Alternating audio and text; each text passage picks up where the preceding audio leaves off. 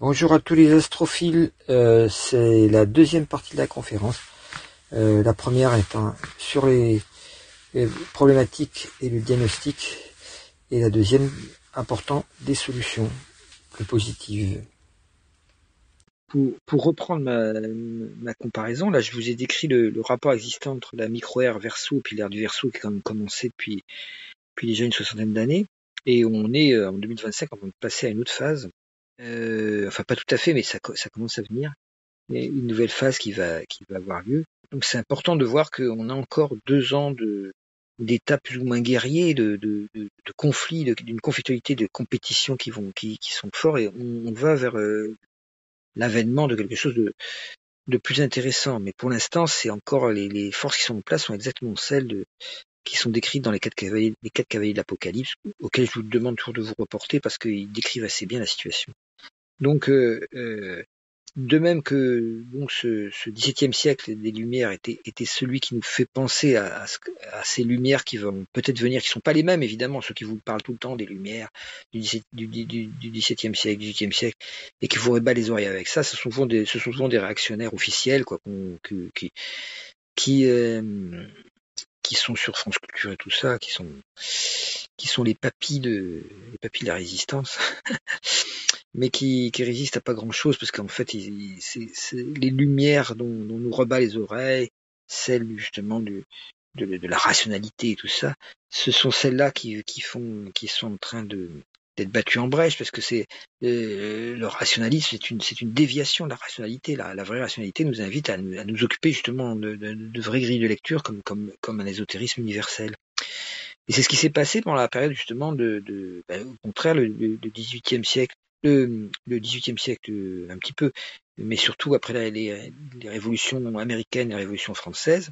Donc c'est le XIXe siècle et le XXe siècle, en gros. Il y a eu des systèmes de gouvernance démocratique qui sont heurtés à des systèmes de gouvernance extrêmement violents, dangereux. Mais on a vu apparaître cette lutte de la souveraineté du peuple contre des systèmes éculés, quoi, des systèmes qui sont en fin de vie, puisque c'était la fin d'une ère. Et on a vu un renouvellement de l'ésotérisme, justement, à travers Rudyard, René Guénon, tout ça.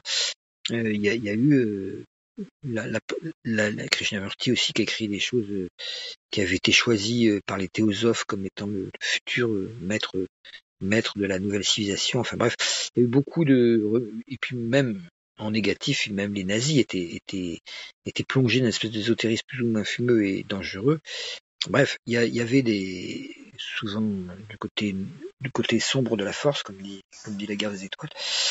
Et donc, mais bon, il est certain que du côté sombre comme du côté lumineux, il y a eu beaucoup de messages, Guénon et Rudyard étant vraiment des phares, plus tout ce qui est venu, effectivement, le réveil, on dirait, du lien qu'on avait avec l'Orient, qui a commencé par Yogananda, Vivekananda, tout ça, puis après, qui ont parlé de Ramakrishna également, enfin, donc, et puis après, il y a eu Ramana Maharshi, Nanda Mahi, en fait, tous les grands, le retour de la compréhension de l'enseignement de l'Inde ou du Tibet, ou du bouddhisme zen, japonais, tout ça, tout l'Orient a commencé à communiquer pendant ces phases-là.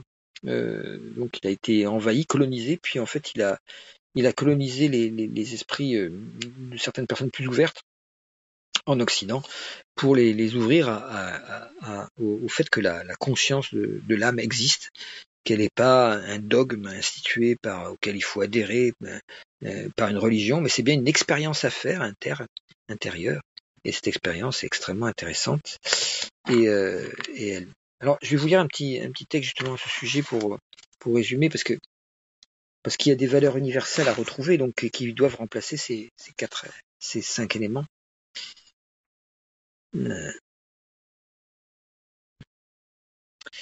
C'est un texte qui est sorti de Chronique d'une alliance de Alistair McIntosh, qui est aux éditions Yves Michel, qui est un livre génial qui traite des peuples autochtones et des sociétés civiles face à la mondialisation. Donc c'est quelqu'un qui est très inspiré dans le même esprit de ce que j'essaye de faire avec les spirinotés. Et donc, s'il y a des gens qui sont intéressés toujours à vivre de manière déconnectée, avec une capacité de méditation renouvelée tous les jours en groupe, voilà, qui se déclare parce que le groupe va bientôt démarrer et il est temps de faire quelque chose. Bon, je m'adresse à des gens qui ont déjà une pratique de méditation ou qui sont très très très intéressés à méditer tous les jours parce que je ne parle pas tellement de spiritualité littéraire, quoi. Bien sûr, c'est un premier stade, il faut passer par là. Mais disons qu'à un moment donné, il faut aboutir à une spiritualité incarnée, quoi. C'est ce que je vais vous lire. Chapitre 10, semences de feu. Nous sommes des semences de feu, en fait. Si nous avons tous une responsabilité dans l'état actuel du monde, il ne faut pas pour autant nous sentir piégés. C'est l'état dans lequel beaucoup de gens sont. Il importe de ne pas demeurer impuissant. Chacun de nous n'est pas en mesure de changer grand-chose, sans doute. Mais chacun peut au moins œuvrer à son intégrité personnelle. L'intégrité personnelle, c'est très important. On peut appeler la cohérence, en fait, de soi-même à soi-même. Le premier pas dans ce sens est l'exercice de choix conscient. Dieu dit à Moïse, vois, je te propose d'aujourd'hui la vie et la prospérité, ou la mort et l'adversité. Je te donne le choix entre la vie et la mort, entre ce qui est bénédiction et ce qui est malédiction. Choisis la vie, et alors toi et tes descendants pourrez vivre. Donc ça, c'est dans le Deutéronome. Choisir la vie ne signifie pas tourner le dos à la médecine moderne, à la technologie, à l'industrie, à la génétique, aux mathématiques, à la rationalité, etc. Bien au contraire. Toutes ces choses peuvent être de précieux présents. Ce qui est à rejeter, c'est la pseudo-neutralité. Entre guillemets, neutralité, parce que ça n'existe pas évidemment. La prétendue absence d'idéologie de ces démarches. Comme on a parlé de la technoscience, tout ça, ce n'est pas absolument pas neutre. Il y a une idéologie à chaque fois derrière, il faut la trouver. Tout ce que nous acceptons comme facteur modelant les valeurs essentielles de notre vie, tout ce sur quoi nous appuyons nos opinions, nos engagements, tout cela peut être désigné symboliquement comme nos dieux intérieurs. Là, on rejoint Jung, les dieux intérieurs.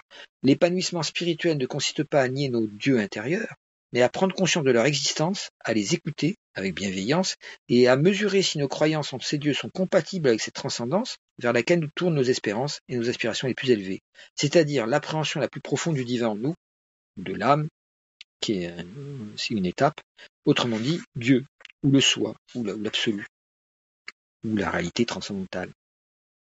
La question n'est pas d'avoir un Dieu avec un grand D, ou une déesse avec un grand D, mais de laisser grandir en nous le Dieu capable de donner la vie. Comme dit Jung, vous pouvez priver un homme de ses dieux à condition de lui en donner d'autres à la place. Et c'est ce qu'a fait exactement le système actuel, c'est qu'avec les tétines de verre en tout genre, télé, internet, tout ça, et smart et idiophone, il a construit des faux dieux. Peut-être nous faut-il, comme Abraham, marchander avec Dieu, avec la représentation que nous avons de Dieu tout au moins. Peut-être nous faut-il, comme le fit le patriarche, lancer le défi à Dieu qui menace de détruire la cité. Il voulait détruire Sodome et Gomorrhe. Il dit que demeure loin de toi un projet semblable qui tuerait du même coup le coupable et innocent, dit Abraham, dans un reproche voilé à l'Éternel. En fait, il est en train d'essayer de culpabiliser Dieu pour lui dire de quel droit tu vas détruire, parce qu'il y a, voilà, certes, il y a des coupables dans ce monde corrompu, mais il y a aussi des gens innocents. Il ne faut pas les tuer en même temps. À la fin de ce jour-là, Dieu accepte de ne pas détruire la cité à condition qu'il soit trouvé au moins 10 justes. Jérémie obtient encore un meilleur arrangement, il faut descendre l'exigence de Dieu à un seul juste. Tout ça, c'est dans la Jérémie. Voilà, l'épisode éclaire métaphoriquement, bien entendu, sur la primauté accordée à Dieu, par Dieu, à l'intégrité personnelle de l'individu. C'est-à-dire que le juste, c'est celui qui est intègre, qui pense ce qu'il dit ce qu'il fait, qui pense ce qu'il fait ce qu'il dit et qui dit ce qu'il pense. Et qui est cohérent et qui essaye de cette cohérence de faire émerger la conscience. Donc voilà. Donc la primauté accordée par Dieu à l'intégrité personnelle de l'individu. Fortifier notre intégrité adolescente, c'est en quelque sorte donner espoir à Dieu. C'est encourager Dieu, toujours métaphoriquement, à s'investir encore un peu plus en moi et dans le monde autour de moi. La quête de Dieu depuis le début de l'humanité est la recherche par l'homme du sens de l'existence, la réponse au besoin de trouver une vie qui vaille d'être vécue. C'est ce que cherche tout le monde.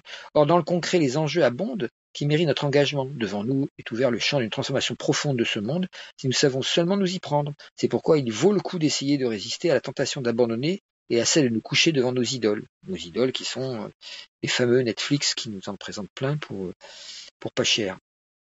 Et qui sont, c'est pas cher, sauf que c'est très très cher puisque c'est le prix de notre âme. En réalité, nous perdons notre âme devant des écrans. C'est marrant parce que les petits voyants qui voyaient la Vierge à Medjugorje ont témoigné que alors qu'ils n'avaient pas ces outils-là à l'époque, puisque dans les années 60, c'était en Yougoslavie, je sais plus, enfin, il n'y avait même pas de télé. Et la Vierge leur a dit que la télé, c'était l'œil de Satan. à l'époque. Ils n'ont pas compris, les petits voyants, parce qu'ils ne savaient même pas de quoi elle parlait.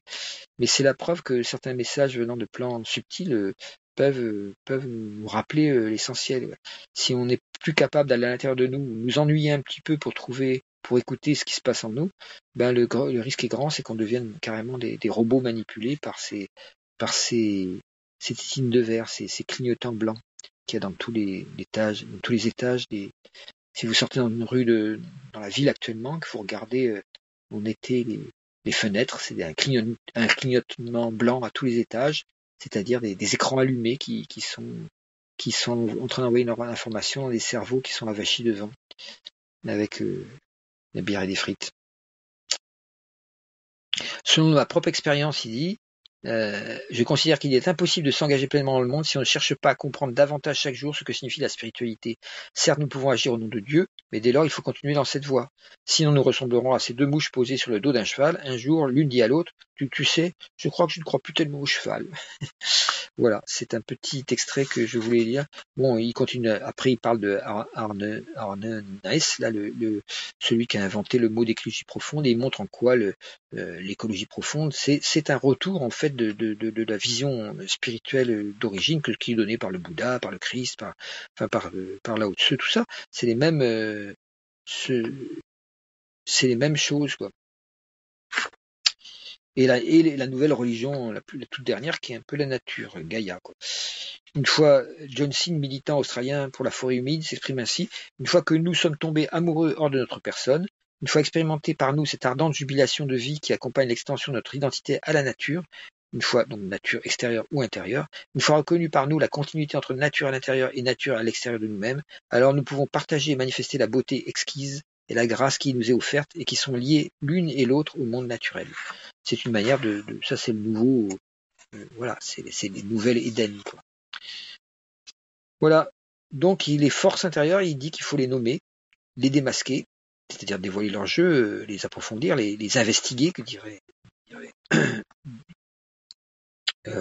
certains psychologues, je ne me rappelle plus son nom, et puis engager la confrontation avec elles, parce que certaines, il faut les vaincre, les forces de l'ombre, il faut les vaincre, il ne faut pas jouer à dire ah oui c'est moi et j'ai raison, et à inventer n'importe quel discours pour justifier ces forces-là. Il faut les vaincre, parce que sinon elles nous bouffent totalement. C'est la corruption, c'est la perversion, c'est au niveau individuel ça va être la perversion, et puis au niveau collectif ça va être la corruption, mais c'est la même chose, hein. C'est-à-dire que tous ceux qui mentent et se mentent sont les complices objectifs de ceux qui sont les grands menteurs professionnels, que sont les grands politiciens. Tout ça, ça va ensemble.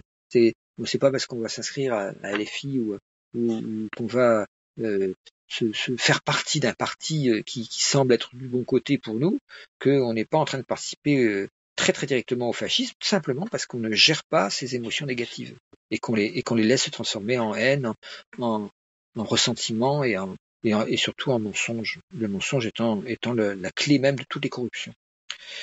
Voilà, si le mensonge n'est pas remplacé par un idéal qui fait qu'on va se battre pour lui, à l'intérieur de soi d'abord, c'est-à-dire qu'on va se battre, le djihad, comme disent les musulmans, est d'abord intérieur, le djihad extérieur, il n'existe pas en réalité. Il est un tout petit résultat du djihad intérieur que de vaincre les forces noires en soi-même. Donc c'est pas tout ce que font ceux qui se réclament du djihad actuellement, c'est des fous, quoi. Ils font pas le boulot à l'intérieur et puis s'imagine qu'ils vont améliorer les choses extérieures à coup de bombe, c'est des fous, quoi. Donc il y a une magie, il y a une magie à mettre en route. Et les maladies font partie de ça. La douleur et le mantra, c'est la souffrance même qui nous indique l'endroit qui est à guérir. Voilà. Bon, je vous passe le reste du bouquin, mais il est vraiment génial. C'est-à-dire ce qu'on peut dire sur les 4 éléments remis en phase. On pourrait dire qu'en repartant de la Terre comme tout à l'heure, il y a le naturalisme, c'est-à-dire que ce dont parle Philippe Descola, bien qu'il en donne une vision, comment dire, l'extractivisme, l'accaparement, les terres, tout ça, les nationalismes chauvins, la plutocratie, le néolibéralisme, toute cette série de maladies, le racisme, les paradis fiscaux, les actionnaires, les multimilliardaires, les pollutions, les irresponsabilités des consommations à tous les niveaux, le carnisme, tout ça, le scientisme, le matérialisme, capitalisme, en fait, tout ça, c'est la terre mal vécue. Mais évidemment, il y a une solution à ça, c'est la sobriété heureuse. C'est-à-dire, ça va commencer par le corps, les yoga, les qigong, on rend le corps conscient, la danse et l'expression de danser libre. Tout ça, c'est quelque chose qui amène un corps plus libre, plus conscient. Et puis, on va faire la même chose. En même temps qu'on le fait sur le corps, on le fait sur l'extérieur. C'est la permaculture, c'est les jardinages co-créatifs, c'est les naturothérapies, voilà, les bains de forêt aussi, et tout ce qui est santé bio, le véganisme pour l'intérieur du corps, et puis les low-tech, c'est-à-dire qu'il va ne pas abîmer la terre, parce qu'on va utiliser des méthodes très très douces pour produire l'énergie, pour être autonome par une autogestion locale. Aussi, on ne va pas chercher les aliments très loin, on les prend dans les endroits où ils sont fabriqués très très proches, pour qu'il n'y ait pas de CO2 brûlé, mais aussi très très pur, c'est-à-dire fabriqué de manière bio, tout ça. Et on va favoriser l'apparition du bio, même s'il est un peu plus cher, on mange moins. Et puis comme ça, l'argent sert à générer une terre nouvelle. Pour l'eau, on avait vu tous les normoses conformistes, tout ça, les maladies de civilisation, les dépressions, tout ce qui est lié au plaisir falsifié aussi, l'hubris. Ça s'appelle l'hédonisme en fait. En fait, au début, l'hédonisme, c'est une forme de buen vivir, comme ils appellent ça les Espagnols, c'est-à-dire de bien vivre, de convivialité. C'est la psychologie du mieux-être, mais ça peut être aussi le consumérisme ou la pornodémie, c'est-à-dire l'espèce d'épidémie de porno qui a été dans lequel ont succombé la plupart des gens des générations Internet. Et d'autres aussi, je veux dire, mais disons que certaines personnes se sont demandé est-ce que c'est vraiment intéressant de faire ça, et d'autres se sont dit oh bah non, c'est disponible, il n'y a qu'à y aller, allez hop, on consomme. Et donc à ce moment-là, c'est plus une consommation, c'est une consommation. On va consommer la relation amoureuse sous l'effet de sexualité plus ou moins falsifiées dans le sens qu'elles sont complexifiées par un érotisme tordu, alors qu'au lieu de rencontrer l'autre à son vrai niveau, en partageant les plaisirs. D'ailleurs, il y a une petite les pieds sur terre, là, une émission que j'écoute du fois par hasard, qui était le 6 janvier 2025 à 13h30, c'était sur la sexualité des jeunes qui a changé, avec des enquêtes et tout ça, puis des témoignages très intéressants, c'est vraiment à écouter. C'est assez génial, ça montre quelqu'un qui passe du gros lourd à quelqu'un de subtil au niveau grâce à une sexualité, mais justement qui se coupe complètement avec cette pornographie qui l'avait complètement, qui avait dépravé sa propre relation à lui-même carrément. Les divorces, les solitudes, toutes les dépressions qui passent, parce qu'on s'identifie au personnage, on s'identifie à des désirs extériorisants, frustrés, et donc on s'est perdu dans ces fameux fausses relations données par Internet où on coche des cases et puis on tombe sur quelqu'un, ou alors on admire une bite et on se dit ah bah tiens, c'est avec elle je vais me marier. Enfin bref, toute cette une espèce de décadence de la vraie relation humaine, quoi. C'est ça l'hédonisme dans son point négatif.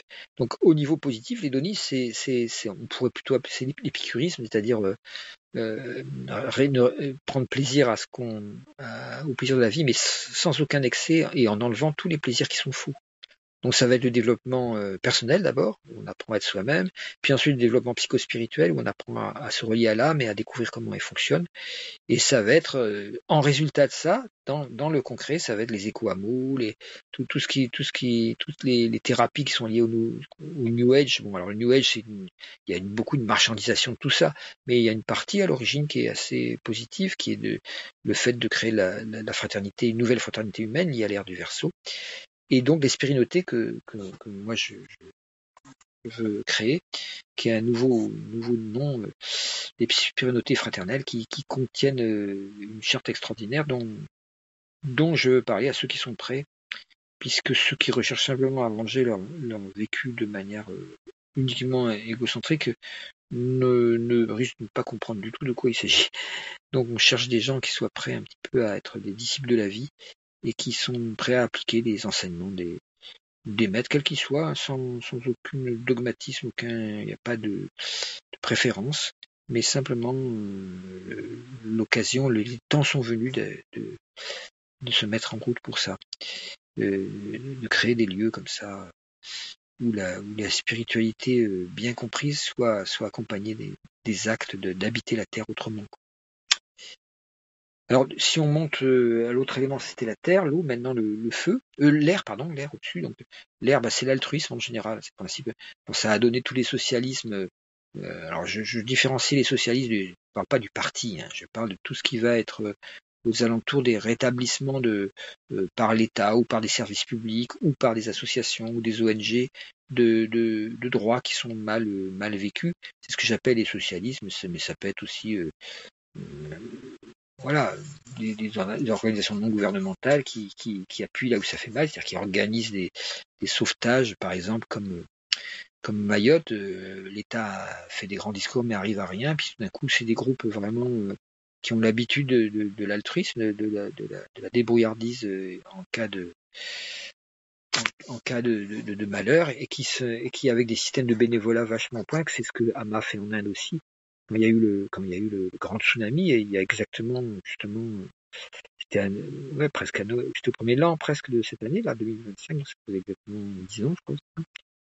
Il y a eu ce tsunami, et Hama, qui était une sage de l'Inde, a réussi à organiser très rapidement des secours qui étaient faits par un effet boule de neige du bénévolat, quoi. Au lieu d'attendre, pourquoi les secours viennent pas, pourquoi les pompiers font pas ci, font pas ça. Les pompiers, c'est des êtres humains comme les autres. Et en fait, c'est la solidarité des êtres humains entre eux qui sont prêts à se dévouer pour sauver des vies, ou pour voilà. Alors, faut pas non plus se décréter pompier si on ne s'est pas entraîné. Chacun peut être à sa place, mais distribuer la nourriture, tout le monde peut le faire, et c'est souvent des organisations non gouvernementales. On peut penser aussi à Claire Nouvian, là, avec l'association Bloom contre la pêche industrielle, tout ça, qui essaie de montrer aux gens, c'est eux qui ont déclenché la prise de conscience que dans toutes les boîtes de thon, il y a du mercure et qu'on s'empoisonne le cerveau quand on mange ça. Et elle passe maintenant, elle est passée dans l'émission Sous le soleil du Platon du 3 janvier 2025, très intéressant. Je crois que c'était le 2 janvier, peut-être, oui. Enfin, c'est le 3 janvier, elle s'est repassée à 2h du matin. C'était sur Bloom et Claire Nouvian, sous le soleil du Platon. Et puis maintenant, elle va intervenir dans la fameuse émission La Terre au carré. Ça, c'est une personne qui est formidable, qui donne vraiment de l'espoir, parce qu'elle a compris comment il faut agir de manière altruiste. Et donc, mais aussi en essayant de convaincre les gens d'arrêter de bouffer du poisson comme ça, parce que sinon les pêcheurs, ils pêcheraient pas du poisson si on ne leur demandait pas. Donc c'est, comme disait Coluche, et dire que si les gens l'achetaient pas, ça se vendrait pas. Bah oui, faut se rappeler que c'est nous qui sommes les premiers responsables de l'évolution des forces collectives dans une direction ou dans une autre. Il ne s'agit pas de culpabiliser, mais il s'agit de prendre cette responsabilité bien en main, et à chaque fois qu'on fait un repas, tout simplement. Comme ça, on est clair entre ce qu'on idéalise comme monde nouveau pour nos enfants, et le fait dans son assiette de ne pas détruire le monde idéal qu'on a construit pour nos enfants dans notre tête, et de ne pas le détruire dans son assiette, parce que sinon il n'aura jamais lieu, et on se sentira très coupable après, une fois qu'on verra que ce monde deviendra invivable. Donc c'est pas culpabilisant de dire ça, c'est responsabilisant. Si on ne prend pas responsabilité maintenant, on sera vraiment coupable après. Et c'est cette peur de la culpabilité qui fait que les gens ne veulent plus penser, ils se mettent la tête dans le sable comme une autruche. Mais ça ne change rien, l'autruche n'a jamais rien changé. Alors que la responsabilité, oui, ça change tout. Donc, des formes d'altruisme, alors c'est les socialistes, ou c'est les droits juridiques, ou c'est les droits moraux, religieux ou éthiques, quoi. Tout ce qui va dire ça c'est bien, ça c'est mal, ça fait partie de l'altruisme aussi, puisque l'altruisme c'est comment je fais attention à l'autre. Alors évidemment, ça peut être les ONG, les SOS, les conventions citoyennes, comme on en a parlé, tout ce qui est projet sens ou les réseaux libertaires, tout ça c'est intéressant. C'est tout ce qui est démocratie écolo-sociale, locale, tout ce qui est citoyenneté interactive, idéaliste, la sociocratie aussi, les villes en transition aussi, autogérées, les ZAD, tout ça. Enfin bon, je vais très vite, mais c'est juste pour vous donner une petite idée de tout ce qui est possible. Et puis en négatif, c'est ce que j'avais décrit comme les fils et les filles de pub, quoi.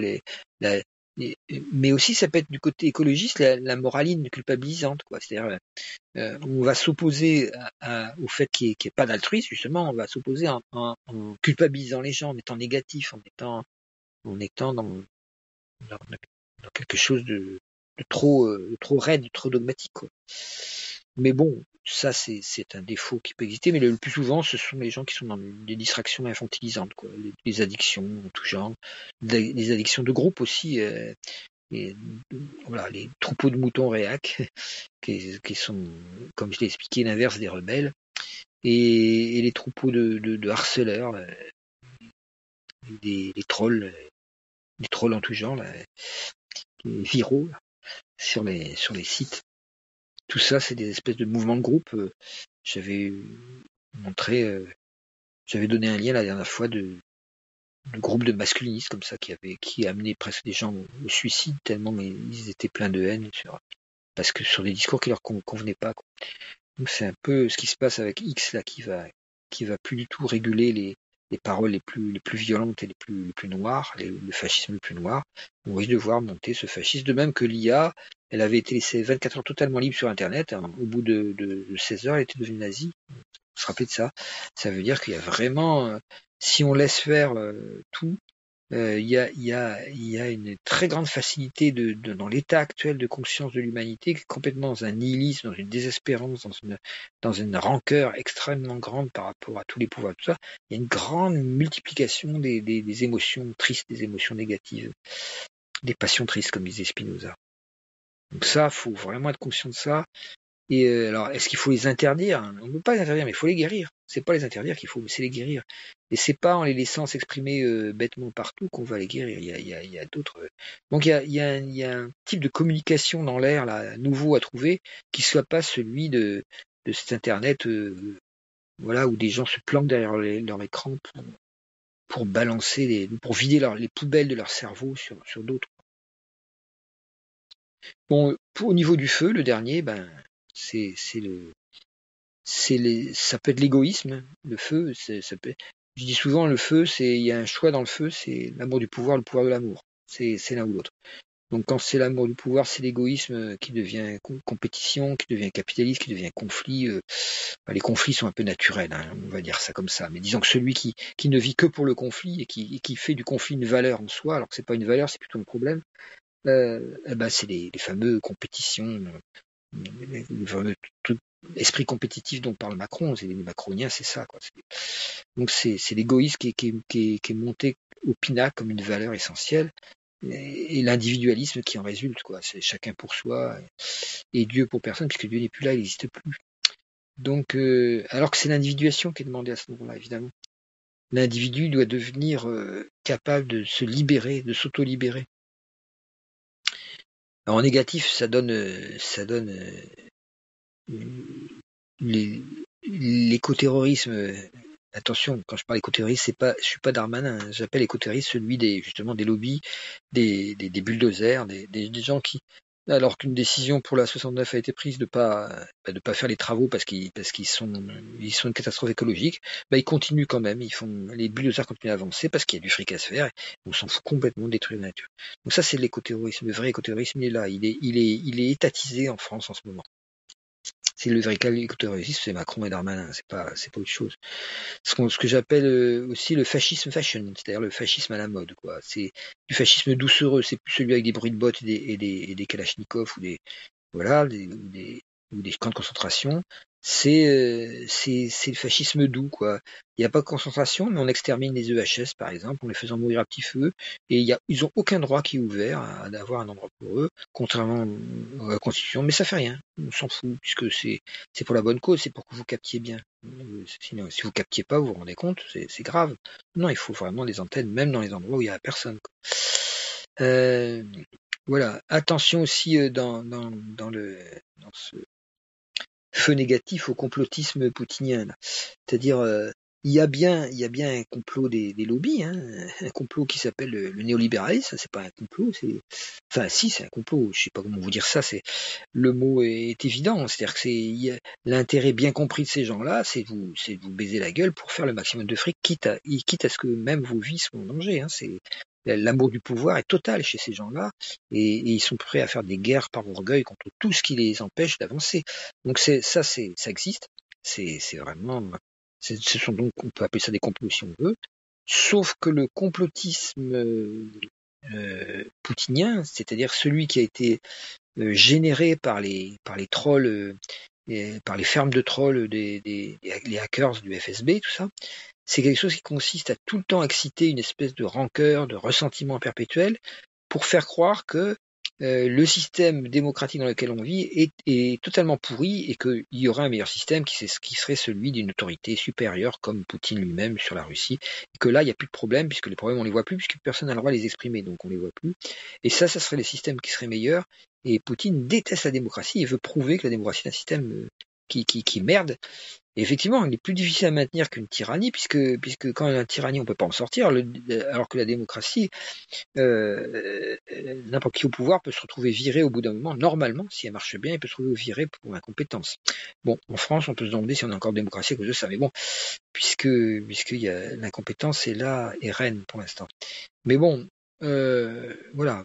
Il y a une méfions-nous de ces faux alliés que sont ces fermes de hackers qui n'ont pour but que détruire la démocratie. Rappelons-nous que c'est eux qui finançaient le Rassemblement national et qui est quand même. Je rappelle que on a Jean-Marie qui est mort il y a pas longtemps. Dieu est son âme ou le diable, on ne sait pas trop. Bon, c'était quand même le Front National quand il a été construit, c'était avec un Waffen-SS, qui était ils ont construit ça à trois, avec un des trois était Waffen-SS, les autres étaient des tortionnaires algériens, qui ont créé des systèmes de torture tellement au point qu'ils ont été enseignés ensuite par les militaires français au Chili et tout ça pour torturer tous les gens qui étaient de gauche. Donc voilà, c'est la technique qu'avaient ces gens-là consistait à planquer le fait qu'ils étaient fascistes. Et donc, j'ai connu quand j'étais jeune, ils ont mis un de mes amis qui vendait un journal de trotskiste. J'étais pas trotskiste, j'aimais pas le trotskisme, mais enfin bon, il avait le droit de vendre un journal. Il était mis en sang, dans une mare de sang, extrêmement une mare de sang, parce qu'ils l'ont attaqué à coups de chakou, alors simplement parce qu'ils vendaient un journal. Donc on voit très bien, et c'était donc Jean-Marie Le Pen qui était à la tête de ça, et sa fille et son autre sa nièce, là, Marion Maréchal, ont été élevés dans cet esprit-là, un esprit, on peut dire carrément nazi, quoi. Donc le RN a fait du fascisme fashion, justement, a adouci. Maintenant, on voit Marine Le Pen avec ses petits chats, ou qui verse une larmichette en disant « Ah, j'ai trahi papa ». Enfin voilà, on nous fait croire qu'il y a de l'humain derrière, parce que c'est une femme, c'est plus facile de faire croire ça. Mais c'est des gens, une fois qu'ils auront le pouvoir, croyez-moi, ils le lâcheront plus.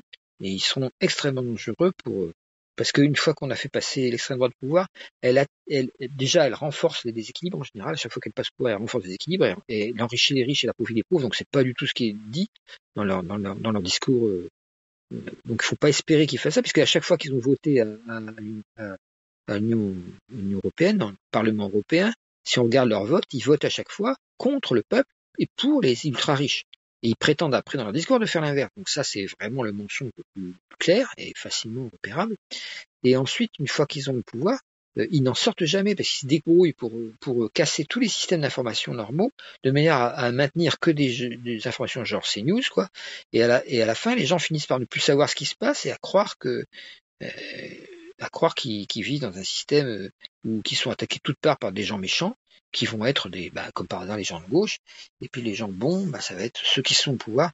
Faut se rappeler les Balkany qui ont comme ça lavé le cerveau de toute une simple commune, quoi, en se faisant passer pour des bienfaiteurs, alors qu'ils ont pompé tout l'argent des contribuables pendant 20-30 ans, sont enrichis de manière éhontée en ne faisant rien de légal, en faisant. Mais ils étaient passés maîtres dans l'art de papaouter, quoi. Voilà, donc faut se rappeler que le fascisme marche comme ça. C'est l'intérêt de la petite minorité de tromper tous les autres. Voilà. Alors, est-ce que le macronisme est un fascisme? Faut se poser la question. Hein. Il y a des petites différences, mais elles sont très très faibles. Hein. C'est actuellement, il y a un tel autoritarisme dans la personnalité de Macron qu'on peut sans trop de danger se dire qu'on est dans le fascisme fashion grâce à lui aussi. Donc l'arc républicain que lui constituerait contre Marine Le Pen est complètement illusoire. Il y aurait un arc populaire à faire qui serait basé sur les vrais droits des gens, par exemple le droit à la retraite. Pour ça, voilà, on est obligé de croire, on est obligé de croire si cet arc existe, que le RN est vraiment volontaire pour maintenir la retraite à 60 ans. Ce qu'il va faire semblant de faire tant qu'il sera dans l'opposition, puis dès qu'il passera au pouvoir, il fera l'inverse à nouveau. Donc on est devant des tromperies assez grandes, quoi. Donc voilà, quelle est la réponse à ça? Ben, dans le vrai feu, ben, c'est la conflictualité évolutive, quoi. C'est-à-dire, effectivement, il faut lutter contre, comme disaient les forces divines, que les soufis appellent les nafs, c'est-à-dire les divinités intérieures négatives. Il faut lutter contre elles. Il faut alors cette conflictualité évolutive, elle est soit militante, soit enseignante, c'est-à-dire qu'il s'agit il faut des fois enseigner d'abord avant de militer, puisque si on milite pour n'importe quoi, on risque de se tromper de combat. On peut penser à tous ce qu'on appelle les éco-warriors, c'est-à-dire ceux qui se battent pour la belle verte, quoi. C'est-à-dire souvent dans les ZAD justement. On peut penser à Pablo Servigne, à Greta Thunberg, ça c'est des gens qui portent haut et fort une certaine parole, quoi. Les soulèvements de la terre, par exemple, qui ont fait un super boulot au niveau des bassines, au niveau de plein de la 69, tout ça, qui sont des groupes qui décident de vraiment porter la parole vraie face à un feu négatif qui est l'amour du pouvoir, qui ne se sent plus, que si on le laisse faire, il envahit tout. Voilà ce dont je voulais vous parler. C'était un petit peu les 4 solutions positives. Alors, j'ai oublié le 5e élément, les terres au centre, c'est quoi? Au niveau, alors j'ai déjà décrit les ondes électromagnétiques, comment elles déforment l'information dans le cerveau et dans le système nerveux, et donc peuvent être à l'origine de beaucoup de maladies actuelles. Mais ce qui est important de voir, c'est qu'est-ce que c'est au niveau positif, les terres. Eh ben, c'est ce qu'on appelle l'intention. C'est ce qu'on appelle l'intention du côté ouest de la Terre, c'est-à-dire les chamanismes amérindiens, voilà, qui parlent vraiment de l'intention. C'est pas la volonté, l'intention, c'est allumer l'énergie dans une direction et se poser l'intention, c'est poser le fait d'une énergie dans la bonne direction. Et après laisser faire, ne pas rester concentré par la volonté ou par l'effort mental dessus, laisser faire en se rappelant de l'intention de temps en temps. C'est plus un rappel de qu'est-ce que je veux vraiment faire, un rappel presque de l'idéal par moment pour se réaligner, plutôt qu'un effort de correspondre à une morale ou à un dogme, que ce soit. Du côté oriental, c'est plutôt l'attention, plutôt que l'intention qui est souvent enseignée, c'est-à-dire ce qu'on peut appeler la présence attentive. Et c'est aussi le 5e élément, c'est le pouvoir du maintenant, comme appelé le pouvoir du moment présent dans le titre du bouquin de Eckhart Tolle, mais c'est le pouvoir du maintenant, c'est-à-dire si je suis totalement maintenant, l'attention que j'ai se répand dans toutes les directions, alors que si je suis dans le futur, dans le passé, l'attention se noie dans le mental et elle s'affaiblit. Parce que le passé n'est plus là et le futur n'est pas encore là. Donc, être dans le présent, c'est totalement présent à ce qui se passe, à l'écoute de ce qui se passe dans mon corps, dans mon cœur, dans ma tête. Et là, quelque chose se révèle. Alors, ce qui va se révéler, c'est ce qu'on peut appeler que certains appellent l'élan du cœur. C'est ce que Pierre et Gérald, là, les 2 osios de l'ashram du cœur, qui sont extraordinaires. Et ils appellent ça l'élan du cœur, c'est-à-dire quelque chose qui parle directement au niveau de l'âme. Alors, il ne faut pas confondre avec la volonté. Hein. J'ai l'élan ou j'ai pas l'élan, c'est pas j'ai pas la volonté de faire ça ou j'ai la volonté de faire ça. C'est pas la volonté. C'est lié à l'intention. L'élan du cœur ou l'intention, c'est un peu la même chose. On peut appeler ça d'un point de vue plus mental, et c'est intéressant aussi le projet sens, c'est-à-dire quel est le projet qui fait sens par rapport à mon thème astral, par exemple. Donc sens de l'âme, sens du thème. Notre thème, c'est celui de l'âme, hein, c'est pas celui de notre moi. Et donc quel est notre projet sens? Quel est le projet qui fait sens? Quel est le projet de l'âme qui est marqué par le nord dans mon thème? Voilà. Donc ça c'est intéressant. Et donc quand on a ces 5 éléments alignés, comme je viens de le dire, on voit que ça décrit un processus qu'on peut appeler le processus spirinotaire, c'est-à-dire celui qui consiste à se recréer des groupes pour vivre ensemble justement, mais en activant dans chacun des éléments ses qualités. Alors qu'est-ce qui permet de les activer, ces qualités, c'est la méditation évidemment. La méditation peut être agrémentée de pratiques de yoga interne, de qigong, de processus d'évolution, évidemment, qu'on peut choisir au hasard. Mais le centre, c'est vraiment la méditation, parce que dans la méditation, on est complètement dans la verticalité, dans le silence, dans l'immobilité, c'est les 3 conditions nécessaires, et on peut voir à ce moment-là qu'est-ce qui se passe dans l'être. Et ce faisant, on peut se remettre en question. Si on ne regarde pas ce qui se passe dans l'être de manière verticale, silencieuse. Silencieux, ça veut dire qu'on ne suit pas le mental, on ne se met pas à l'écouter ou à le justifier, surtout pas. Ça, c'est l'inverse de la méditation. C'est de la magie noire qu'on appliquerait à l'intérieur de soi. Bien qu'on ne puisse pas arrêter le mental, hein, mais il s'agit de ne pas le suivre, de ne pas lui obéir, de ne pas obéir ni à la peur, ni à la haine, ni au mensonge, ni au mental dans ses illusions. C'est important. Voir que ça existe et qu'on peut rien y faire, ça c'est bien, mais suivre, obéir à ces forces-là, c'est louper le combat nécessaire qu'on doit mener à l'intérieur de soi contre ces objets, ces objets d'essence qui nous illusionnent. Ils sont pas mauvais, hein, mais ils nous illusionnent. Si on s'y attache, on est foutu.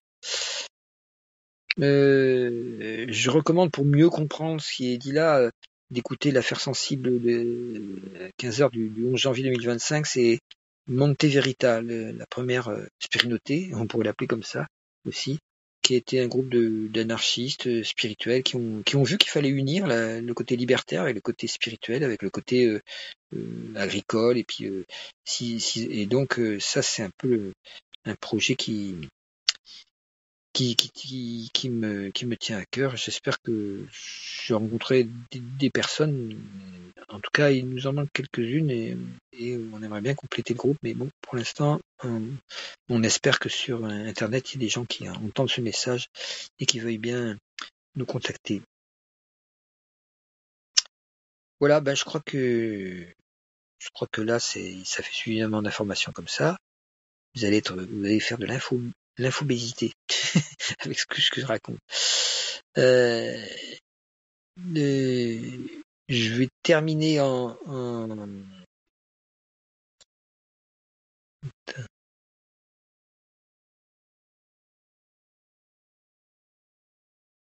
oui.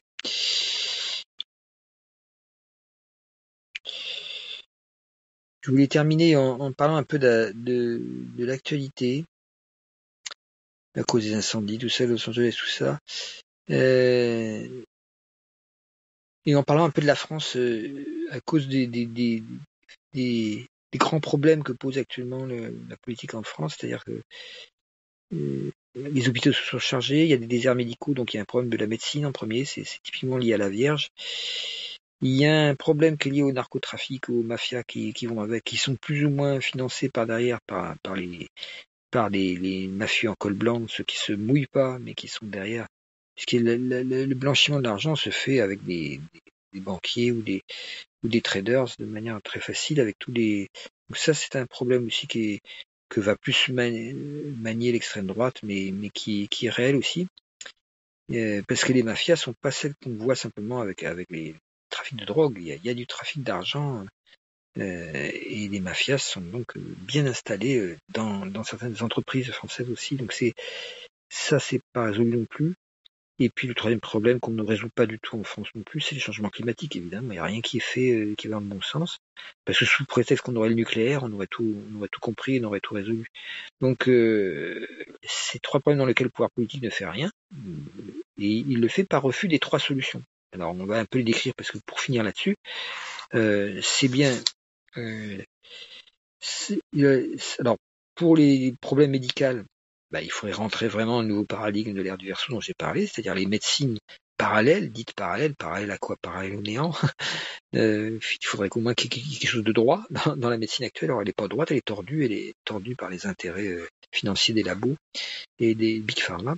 Donc on va plutôt parler de médecine énergétique ou de sciences de l'âme avec l'astrologie ou ça. C'est-à-dire qu'en fait, on peut Hippocrate, qui était le premier, le gourou en fait de la médecine en général, disait que nul ne peut être médecin s'il n'est astrologue. Alors, c'est pas le cas actuellement évidemment, mais ça veut dire que par l'astrologie, c'est-à-dire la connaissance du fonctionnement de l'âme, on peut vraiment trouver l'origine des maladies et mieux les guérir, mieux les soigner.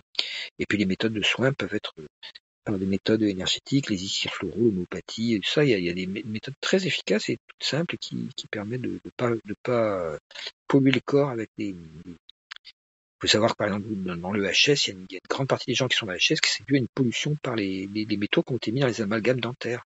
Il faut arriver à déposer les amalgames dentaires pour pouvoir retrouver peut-être une petite partie, enfin une bonne partie de sa santé par rapport aux ondes. Et donc, il y a beaucoup de problèmes qui sont dus à des erreurs médicales actuellement ou à des choses comme ça, quoi. C'est-à-dire, on ne dénonce pas le fait que ces éléments qui ont été maintenus dans la bouche des patients français pendant 20 ans de plus que chez les Allemands, où on savait que c'était toxique, on a arrêté. En France, on a continué, pour ne pas déranger les médecins qui avaient l'habitude, les pauvres, de faire comme ça, fallait pas les déranger, on a continué à empoisonner des gens en connaissance de cause. Donc ça, c'est assez grave, et en même temps, on a une espèce de lutte débile qui est faite par le gouvernement actuel contre les médecines douces, contre l'homéopathie, des remboursés l'homéopathie.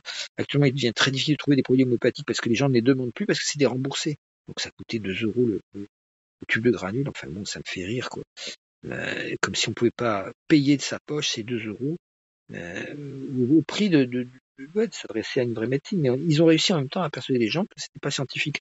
Or, je regrette, moi j'ai des bouquins scientifiques sur les preuves qui sont scientifiques données par l'homéopathie, ça existe. Hein. C'est quand même marrant que ils prétendent dans les médias que non, il y a aucune preuve scientifique du fonctionnement de l'homéopathie.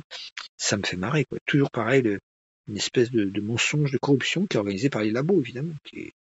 Et si on peut soigner une maladie grave avec en tout 4-5 tubes de granules qui va vous amener à 20 euros, alors que eux ils gagnent 23 000 euros sur une chimio qui va dans la plupart du temps pas marcher, ou amener la personne à la mort avec encore plus de souffrance. Donc c'est évidemment il n'y a pas photo, hein, on voit tout de suite qu'ils vont préférer. Donc ils vont jusqu'au point non seulement de préférer, mais d'empêcher que les autres solutions plus douces, plus profondes, plus efficaces, même souvent, contrairement à ce qu'ils disent, plus efficaces, soient mises de côté, quoi.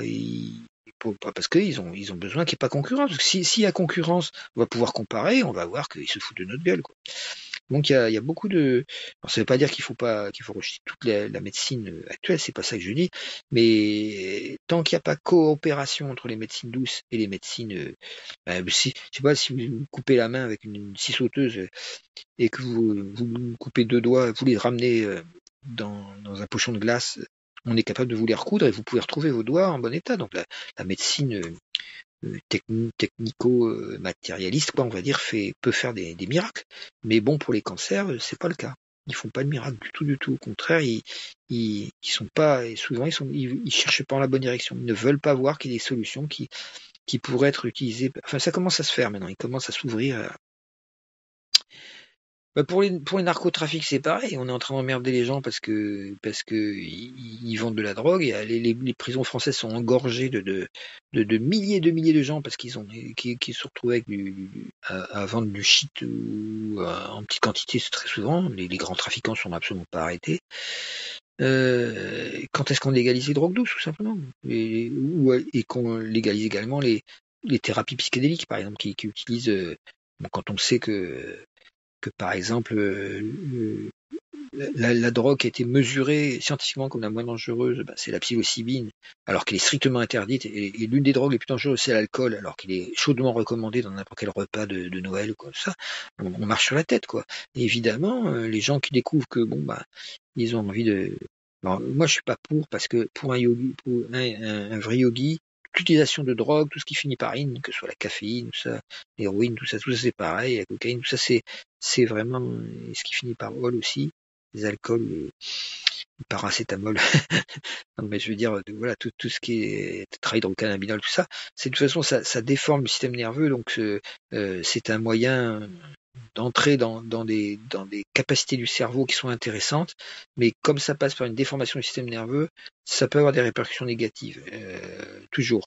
Alors que même si au début ça peut être très très satisfaisant, enfin surtout si on parle des plantes initiatiques, et surtout si elles sont prises dans un cadre initiatique comme le font certains chamans amérindiens, ok, mais bon, il y a quelque chose qui fait que c'est quand même dans le yoga et le principe d'imitation, on peut ouvrir le cœur et les canaux énergétiques directement sans forcément passer par ces coups de massue que sont certaines chimies, même végétales. Mais néanmoins, se bien rappeler que l'alcool tue des milliers de fois plus que ces soi-disant drogues dangereuses qui ne sont pas lues. Donc on marche sur la tête, on se trompe, et donc voilà.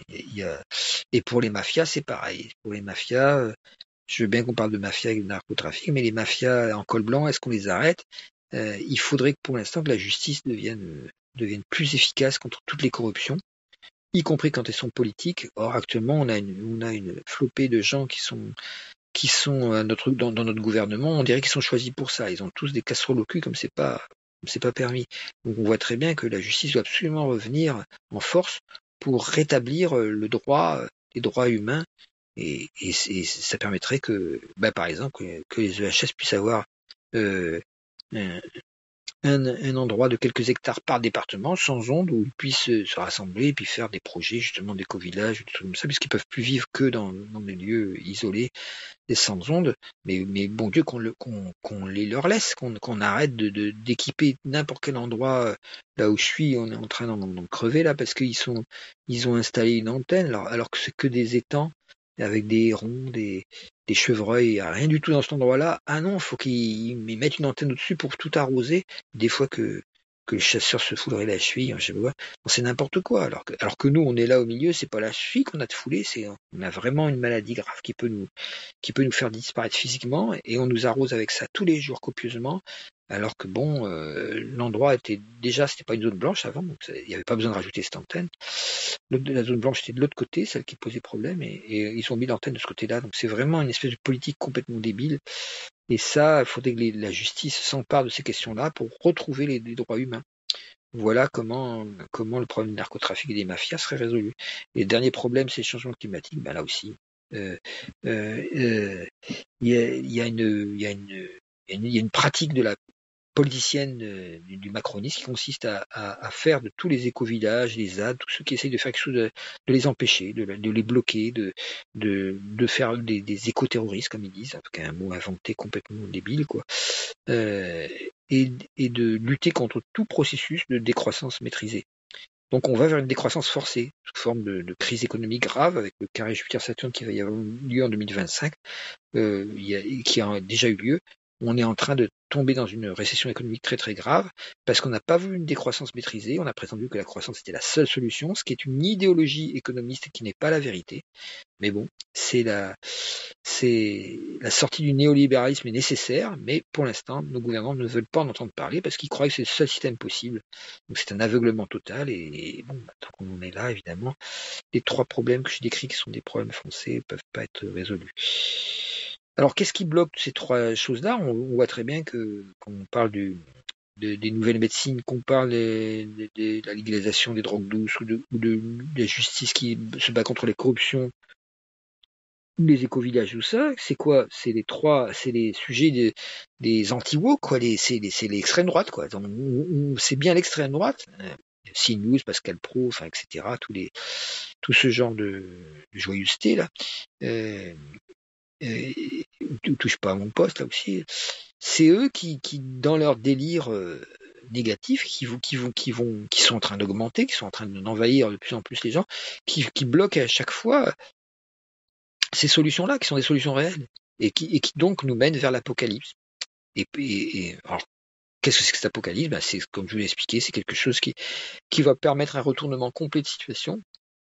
C'est une chose nécessaire. Tant qu'on n'a pas compris ce qui est à faire pour changer, que ce soit au niveau individuel ou au niveau collectif, on va vers des souffrances plus grandes pour permettre ce retournement de conscience, quoi.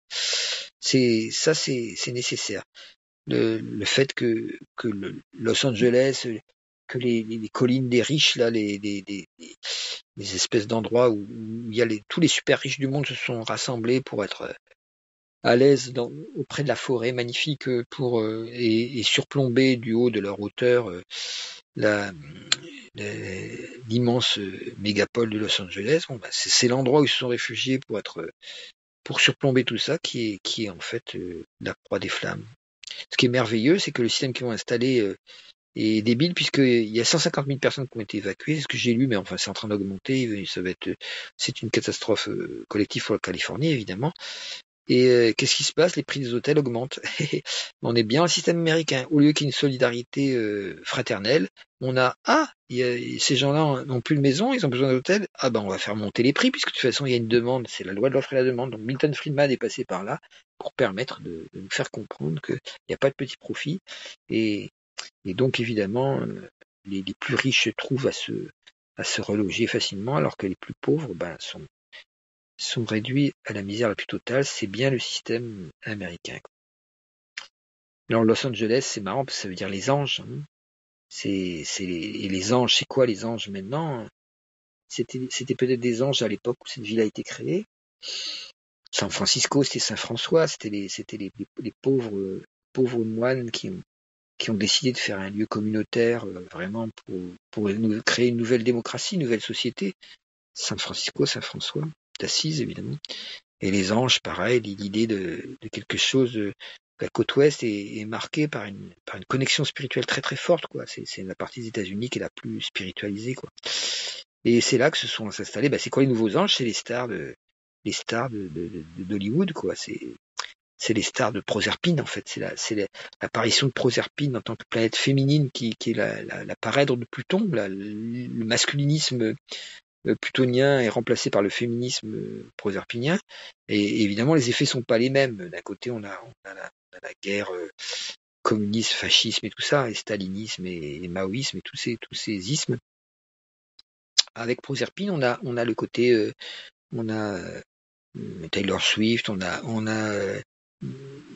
eu tous les grandes vedettes de cinéma, quoi, qui sont installées à Hollywood, ou bien on a Michael Jackson et Madonna, tout ça. Enfin, tout ça, c'est les sirènes féminines, quoi.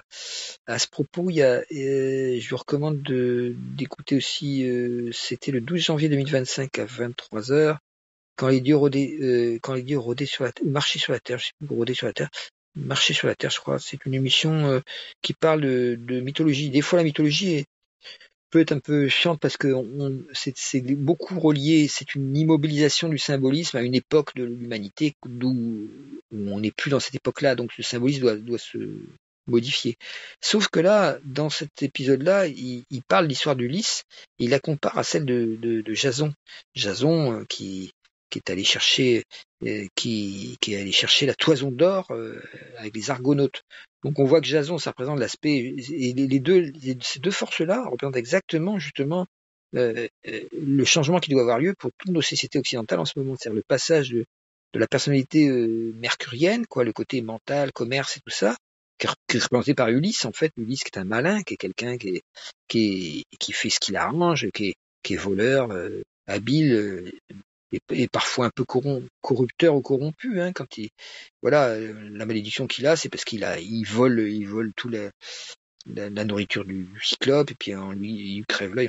Enfin, il y a tout un ensemble de fonctionnements qu'il a qui sont pas toujours ce qu'il y a de mieux, quoi. Le cher Ulysse. Et donc, il représente l'aspect mercurien, la conscience, quoi. Et Jason représente l'aspect jupitérien, puisque lui, il va à la recherche de la toison d'or. Il n'est pas allé faire la guerre à Troie, en trompant les Troyens avec le cheval de Troie. Vous savez l'histoire du cheval de Troie. Donc c'est pas un hacker, un hacker guerrier comme Ulysse. Jason, c'est quelqu'un qui cherche la toison d'or. La toison d'or, si vous voyez les auras, vous voyez très bien que celui qui a une toison d'or, c'est l'aura qu'ont tous les maîtres autour d'eux, une espèce de lumière qui se dégage d'eux, que les voyants voient, qui est une lumière dorée et blanche, qui est très étrange, quoi, qu'on ne voit pas spécialement autour des gens qui ne méditent pas, enfin, qui n'ont pas atteint le stade de l'éveil, en tout cas. C'est très fort chez les gens qui ont un stade de l'éveil, les gens réalisés ont ce genre d'aura.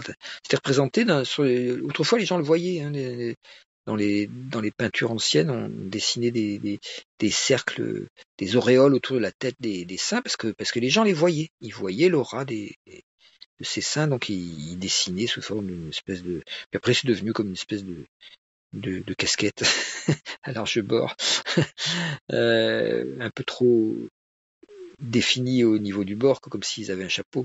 lumineux. Mais au début, c'était dessiné comme estompé comme un aura, comme une lumière qui encadre la personne.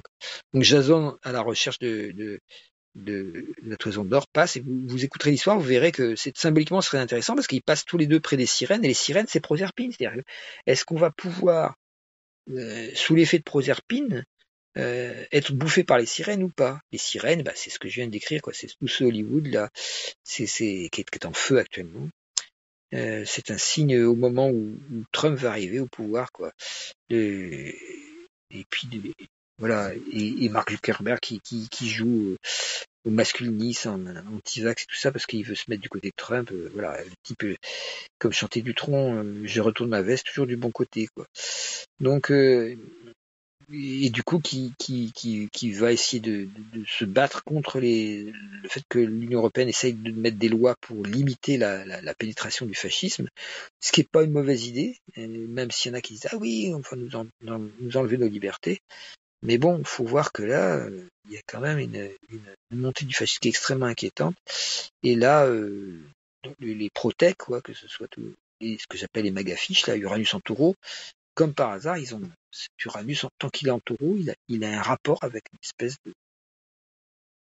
de corruption, en fait, de la civilisation en direction du fascisme, de l'autoritarisme. Voilà. Et ça sera le 20 janvier qui sera couronné Trump, nouveau roi de l'Apocalypse. Bon, là, on aura tout au complet, quoi. On aura les 4 cavaliers, qui sont 5 ou 6, quoi. Si vous vous rappelez ils seront tous là. Xi Jinping en Chine, Trump aux États-Unis, Macron en France, qui agit beaucoup sur l'Union européenne, et puis le couple l'imam Khamenei là contre Netanyahou. Voilà, on a le couple de jumeaux. Voilà, et on a tous les 4 excès qui sont là. Donc si on veut passer cette phase de vie, je sais pas si encore le temps, mais il faut jamais désespérer, parce que de toute façon, il vaut mieux marcher droit dans ses bottes en faisant ce qui est juste que de toute façon se vautrer dans la désespérance et se laisser du coup tondre la laine sur le dos par tous ces requins de la finance, quoi. Donc essayer de faire quelque chose toujours, c'est pour en avoir le courage, il faut se ressourcer dans l'habitation.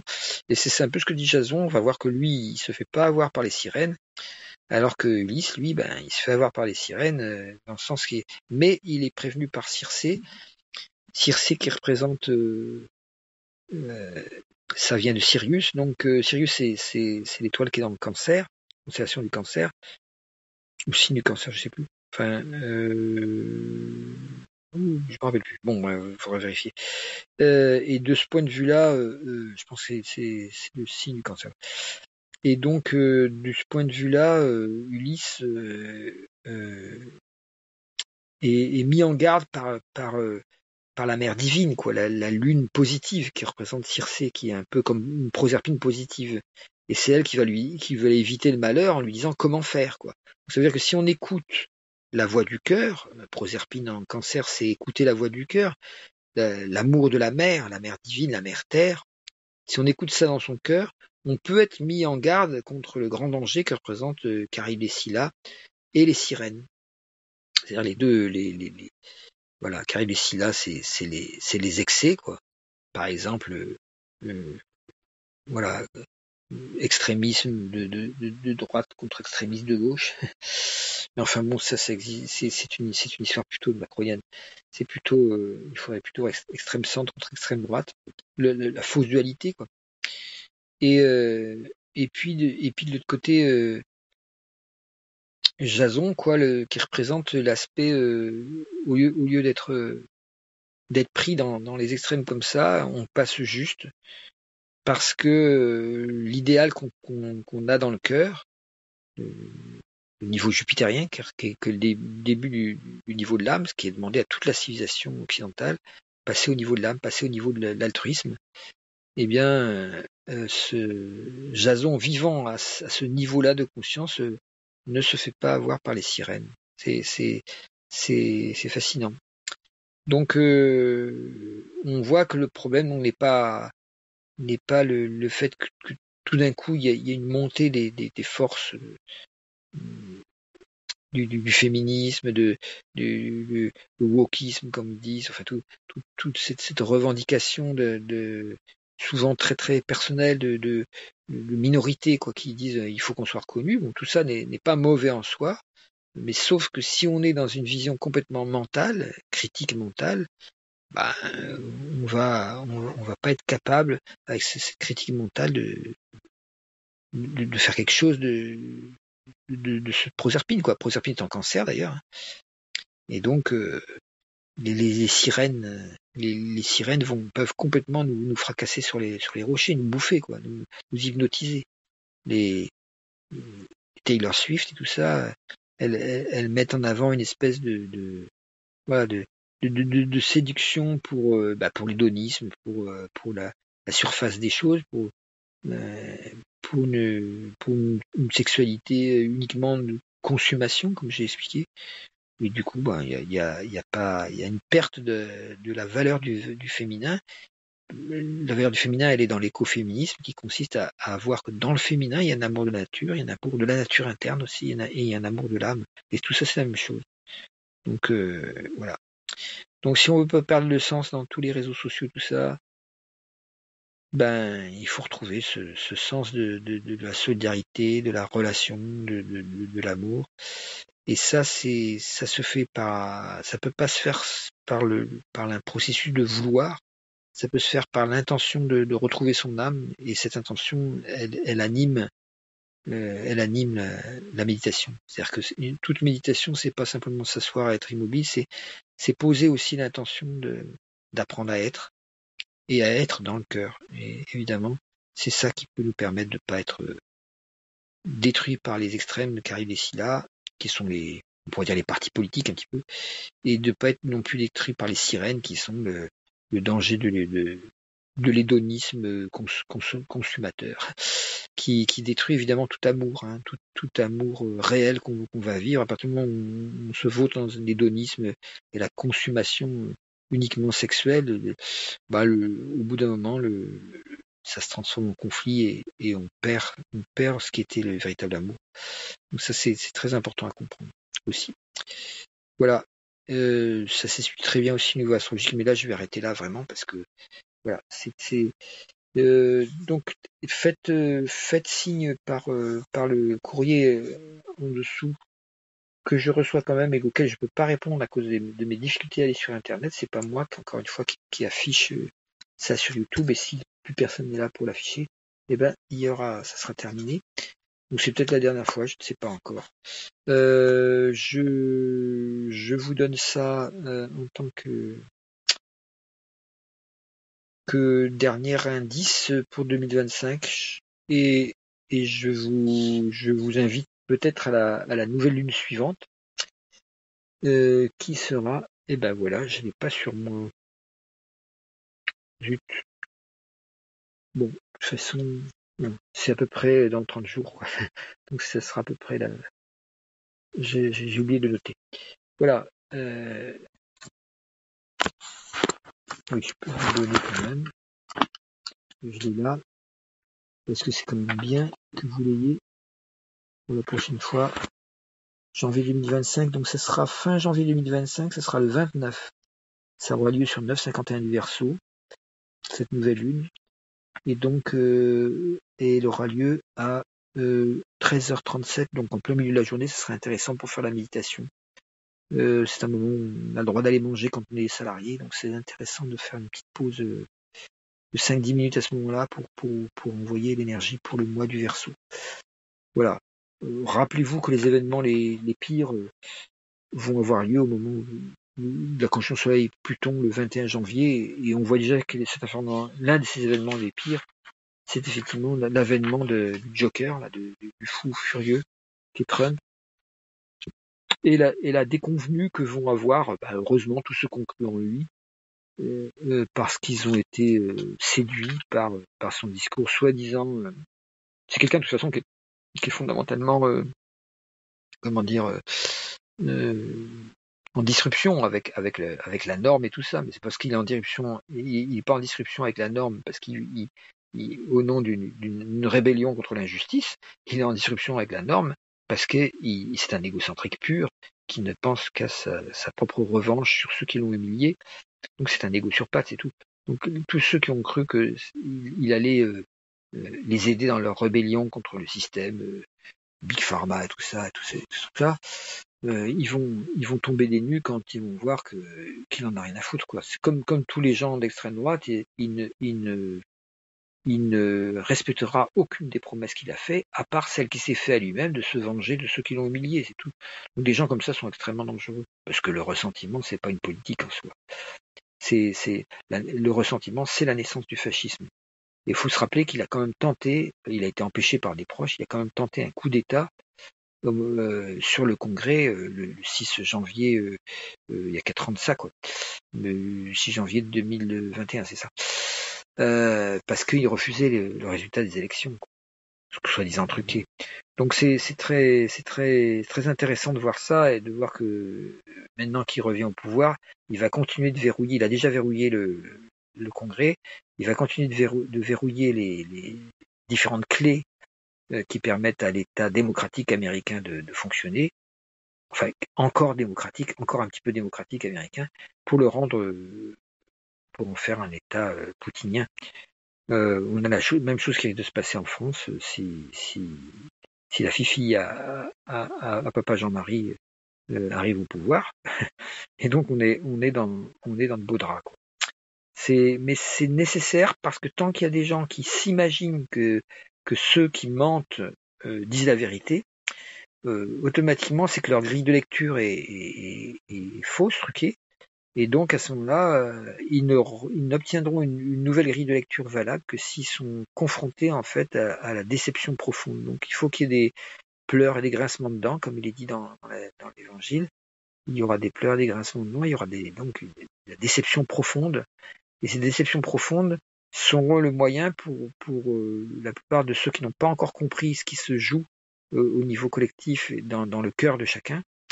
Ce sera l'occasion de comprendre que effectivement il faut retourner à l'humain et donc au Dieu qui habite dans l'humain, parce que l'humain sans le Dieu qui habite dedans, ça aboutit au nihilisme, ça. Et ce Dieu, c'est pas forcément celui des religions, c'est le Dieu intérieur qu'a très bien décrit Jung, qu'ont très bien décrit aussi les voies orientales qui sont beaucoup plus proches de la réalité, parce qu'elles n'ont jamais brûlé ou crucifié leurs